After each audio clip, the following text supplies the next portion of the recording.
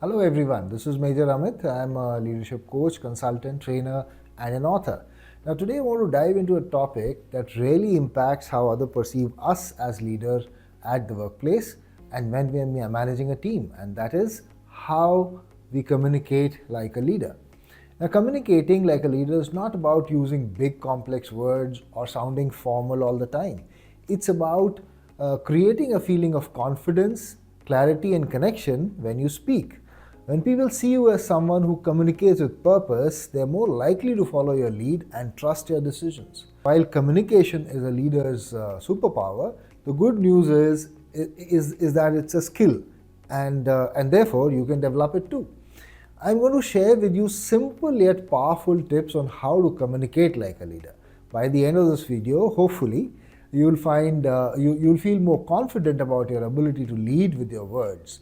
So let's get started. So the first tip that I want to give you is about clarity. Leaders don't just talk; they communicate with purpose, right? Whether it's a meeting, a one-on-one, or an email, ask yourself, what is the key message I need to communicate? Now, the clearer you are in your head, the clearer your words will be. For example, instead of saying, let's try to improve sales, say instead, our goal is to achieve 20% increase in sales this quarter, and here is how we can do it.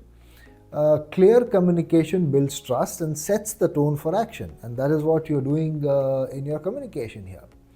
And the second tip is to listen attentively. Now, we need to understand that leadership communication isn't just about talking. Great leaders are great listeners. Next time someone speaks to you, give them your full attention. So, therefore, no scrolling on your phone, no looking at your laptop or looking distracted. Listen to understand, not just reply. When people feel heard, they're more likely to trust you and align with your vision. Now, the third tip is to master nonverbal communication. That's again very important. Your body language speaks louder than your words. Therefore, stand tall, maintain eye contact, and use open gestures. For example, when giving feedback, a calm, steady tone and a smile can often soften even the toughest messages. People trust leaders who exude confidence and warmth, right? And your body language can do that even before you say a word. Now, the fourth tip is to be empathetic. Empathy is the heart of leadership. Great leaders communicate in a way that connects emotionally with their people. Let's say a team member missed a deadline, right? Instead of saying, why didn't you do this on time? Try, I noticed the deadline was missed. Is there anything that held you back? Now, this approach shows understanding and opens the door for honest conversation. And the fifth tip is to simplify complex ideas. Leaders often have to communicate complex strategies or plans. But the best communicators and best leaders make things simple, and that's what our job is as leaders. For instance, imagine explaining your company's growth strategy to your people, right? So instead of using industry jargon, say something like, it's like planting a tree. First, we need strong roots, which is our foundation. Then we nurture it regularly, which means consistent effort. And soon it goes taller, which means sustainable success. Now, this makes abstract concepts relatable and easy to understand. Now, sixth tip is to inspire through stories, and I have found this to be very powerful. So, people tend to forget data, right? But they remember stories, that's for sure. Share personal experiences or real life examples to drive your message home. For instance, instead of saying teamwork is important, you could share a story about a time your team overcame a big challenge by working together.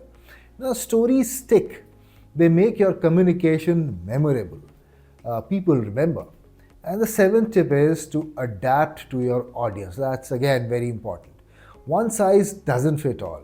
Leaders know how to adapt their communication to different audiences.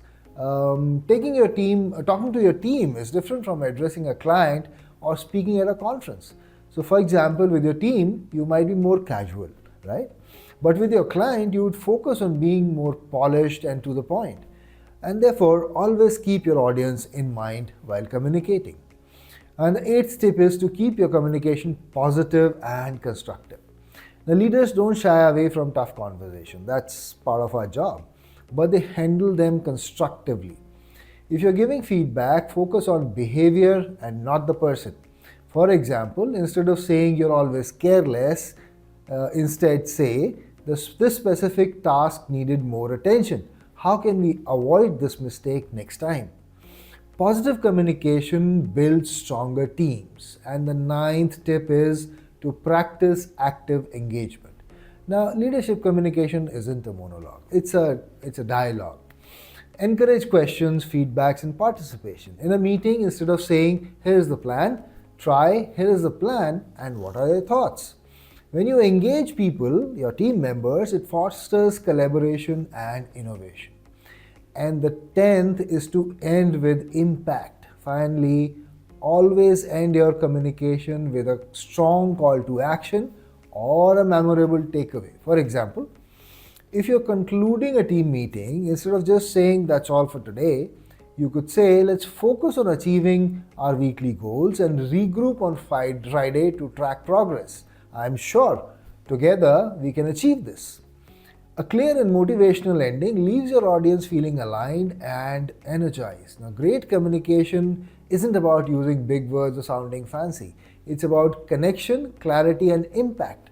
Start practicing these tips today, and you will notice a big difference on how people respond to you.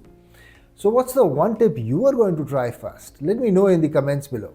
And hey, don't forget to like, share, and subscribe for more tips on becoming a better leader. See you next time. Thank you.